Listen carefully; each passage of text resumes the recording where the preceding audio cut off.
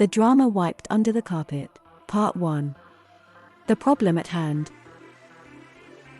This is a secret that the powers that be do not want us to know, I believe, but this is what is to happen. There are only two choices. Let me keep it very simple. There is an ongoing and not discontinued process of stupidity and debilitation, an effective sectarian death bubble of awareness in which the media spins the masses into a coat of sugar around them, and this swells up and consumes the earth. The people effectively waste every resource, and the result expands and eats everything. The population works and eats itself to death, which doesn't amount to anything at all. There can be no satisfaction with a distorted subject as the ideal. Or there is the diligent, ardent, and characteristic feat and endeavor of systematic changes to, and reversal of society, redirected to aesthetics and ecology on one hand and space travel on the other hand, which will be non-commercial and severe, but of which the masses are capable of anyway if there is some hope. But there will be very little hope, because likely we can't be salvaged even with massive severe diet of resources, and streamlining of people into a commodity instead of a liability, which has to work or we cannot survive. Then this modern-day hedonism will be replaced once more by a natural agriculture and temple and church building class. But it should be a last stand for those who are worthy. All of this needs a proper analysis of a society, properly scrutinized, its main feature namely being subjectivity, and the philosophers of the French Revolution, and some twisting of right-left and aristocratic sentiments all around. This subjectivity then is mysterious. Humanity has this need to consume without any limit or consideration, of which this hedonism and depletion then knows no bounds.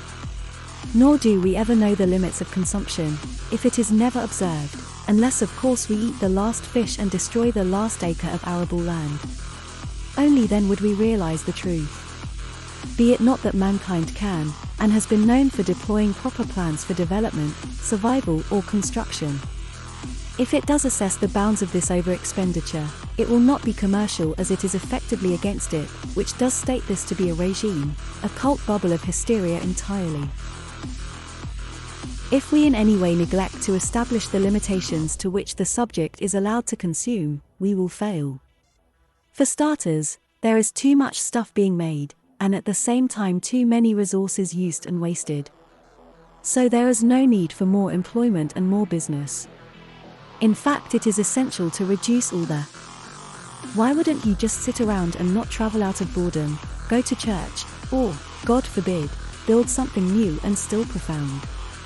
How to correlate that with democratic commerce and advertising is impossible. Go figure it out. I've been told that I'm insane, you know. Now, to my psychiatrist, I am just a psychotic who wants to save the world. How hopeless can a psychiatrist think you are? Many people, like judges, teachers, and mothers etc., have made that mistake. Oh, he is a little psychotic. He wants to save the world, they say. Or you told them of your ambitions, and now you look totally psychotic. To myself, I am an existentialist facing you with a question you cannot refute. That is all. But you choose to refute it, which I cannot accept because of my supreme intelligence and more of a sense of responsibility than you, and that is it. I did not need to establish myself, by the way, as this is all just observing and not partaking in the usual cult of the day. We found the ideal box office chant for the commercial success of my book. Belching and making other crude noises, while choking with laughter about the economy. We wonder why the greening of the economy doesn't work. Luckily, there will be quantum computers soon to take the luxury away from mankind, like a reverse lottery. A lot will be forced to play the game. And a lot will be taken. Perhaps 60 to 70% of cars need to be recycled into spaceships. Come and see the show. What train commuters have acquired for safety from rain during shopping will be taken out again for space biospheres. The so-called kings won't dare anymore, or their cars get blown up. Dare I say publishers should get burnt for what they publish. But no one listens to me. I say, print books for an audience that knows something about books.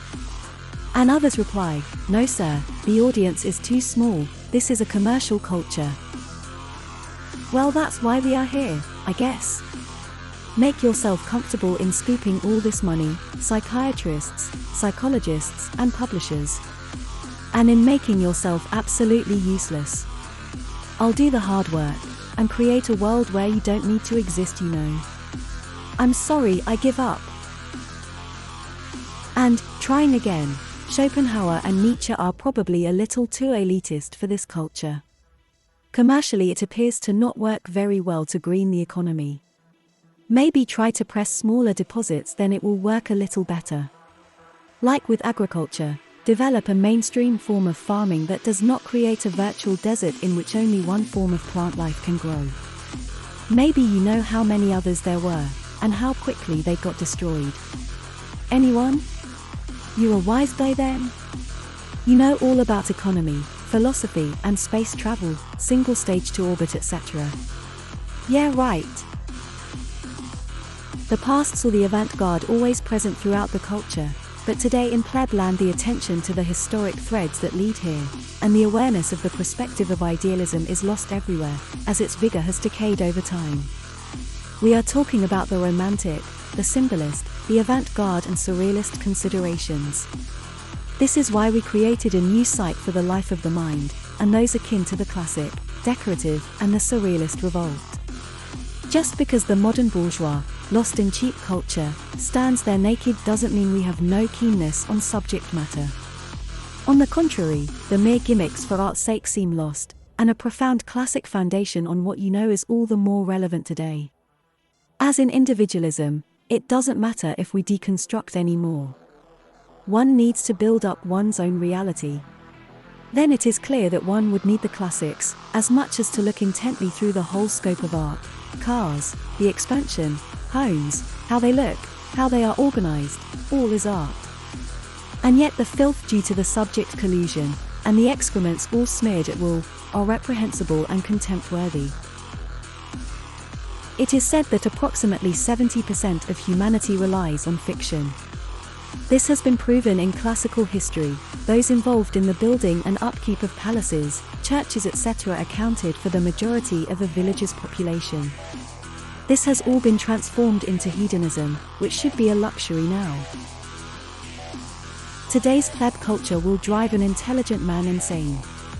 Those who detach themselves from, and have disgust for it, in which case are lost on their own, are welcome here.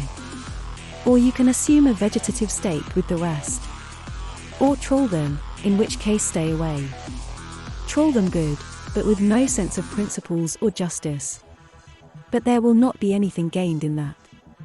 To gain principles and justice out of Sada and Schopenhauer is peculiar, but not impossible. At least here we stand for the merit of our talents, if not our shining brilliance. If this is all just an opinion, then still we are afraid, and even more so than before. The masses will not understand us, and indeed they have been left so far behind that they have no idea. We exist then to be forgotten, and for those who will return here. Secondly, we are lost in an existential crisis. The common saying, "Believe in yourself," stated by others, "Has you not believe in yourself?" When they say, "Think for yourself," it gives you no thoughts to savor. And finding meaning has no real meaning for yourself. The whole modern discourse then is a paradox. It's a foundation therein, and would always make one hysterical or insane, as these thoughts propose that one doesn't know oneself. How would we know? They effectively started saying nothing, and are expecting us to come up with more. You can't derive composition or consensus out of that. The crisis is also a paradox of its own faith. Like atheism, it tells you no story, gives you no serenity for art, and leaves you with the whole empty box that society is today. So, one needs to aspire to something else. That this would be a profound direction of establishing form and matter, and aesthetics again, is a cause very much lost to this age. But we have a sardonic tendency, these people's superficial bubble in which they discourse for mere empty opinions, without the actual substance of the philosophy of the opinion itself, or a wide scope at all. The books on the opinion were soon dissolved for the superficial. Every narrow mind needed to talk of his small content, and this lack of character is this world's ethics and greatest joy. Relax. Go get a massage in Turkey, and a bath in China while you're at it. And then the books of the main thread were forgotten and all but idle subjects stood there, with the most superficial drivel first. After all, these are commercial times, get really shallow, that pays you know. The masses are set loose for their inferior balderdash, because the philosophers let them. Well, we can't teach them anything. It would just be a fraud. The ones who ventured into the ails and sufferings of their existence in all this, are worthy enough to venture back with us. People that just settle for the vegetative state, and participate in this half-wit culture, will never be of any use to us or to culture. They will marvel at Van Gogh when he is sold for millions, but will kick him down when they pass him laying in the gutter. They will treat you with contempt because they do not understand. They will scoff, and burn you, and when it is for their own personal profit, at the expense of any generosity you intended, they will smile and abuse your legacy. We describe the world as it is, because it is very essential to escape the modern bubble we have been forced to live in. If we realize and describe this bubble, and assess the material makeup and build-up of this reality, then we find a consensus. And then we may find common ground. We may even have a word system that is not wrecked by inconsiderate back and forth. We may regress, finding those that have returned, and are already back in the more substantial books like we are. Therefore, now it may be known that no freedom exists and every word is a prison, but for inspiration. And those who are unkind will soon have no inspiration to show anyone any form of kindness. Every sentence that was spoken is one more stone for your future prison. And there is no freedom until new sentences are formed, and no beauty will you ever know in your soul if you have not found your own inspiration, or uttered what is naive and brings solace, the perpetual words of comfort to others.